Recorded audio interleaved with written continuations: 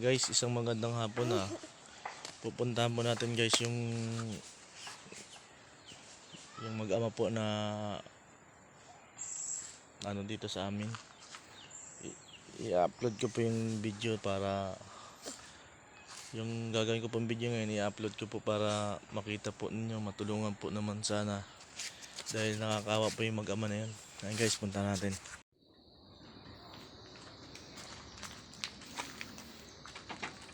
Guys, isang magandang hapon. Dinalaw ko yung mag-ama ngayon din sa amin, no. Ano, baby? Ano? Ano? Ano nagawa mo dyan?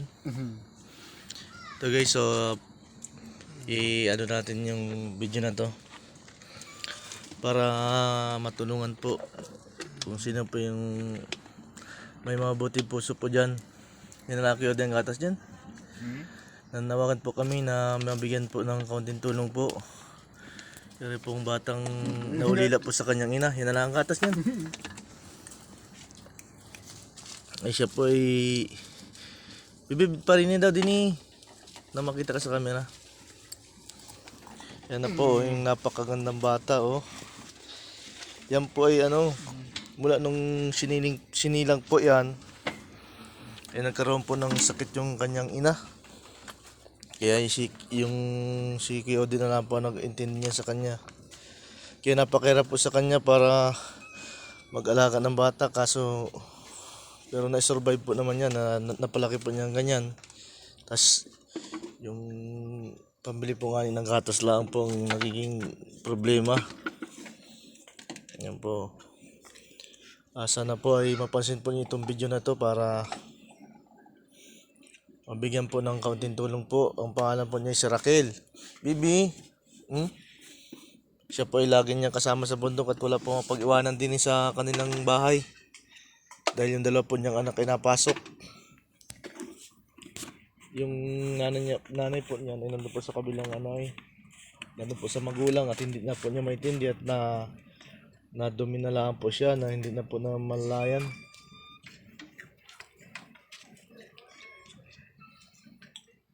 Ano, bibi? Oh, makain ka, mag-ano ka? Inom mo ng gatas? Bi, huy. Mananawag ka Kiyodi na mabigyan ka ng kaunting tulong. Nakakaawa po silang dalawa oh. Lagi na lang pong kasama si Bibi sa bundok. Yan po ang hanap buhay ni Kuya Rudy dito sa amin ay pag ano po ay tanim ng mga saging. Kasama kayo sa pagtanim. Kasama po siya kahit sa pagtanim. Pag-iwanan. Kung sana yung nanay niya na nakapag-itin na sana no. May ginawa sana. Hindi kaya noon. Noong dalawa. Parang hirap po eh. Hirap talaga nung ganyang Lakad. nag-iintindi ka ng bata. Hindi pa akong dalawa kong anak. Mapasok. Magandang mga baon gamit nila. Manawagan ka kay Kiyodi. Malimot may marami namang natulong talaga na ano. Na yung kahit yung pag-suporta na natin ni kay Raquel na yung sa gatas sa yung mga damit niya. Diaper lahat.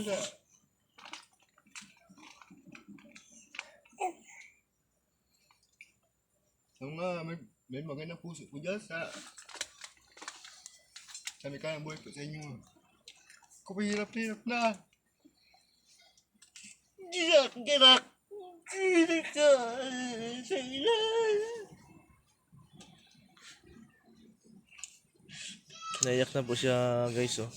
Dahil hirap na po talaga ang buhay niya rin. Siya lang po nakaintindi talaga din sa bata. Kaya yan Jody, kaya mo yan. Malimot mapanood nila yung video na to, matulungan ka. Ano? Tuwan-tuwa. Ayun guys, tulungan po natin sila oh. Kawa naman.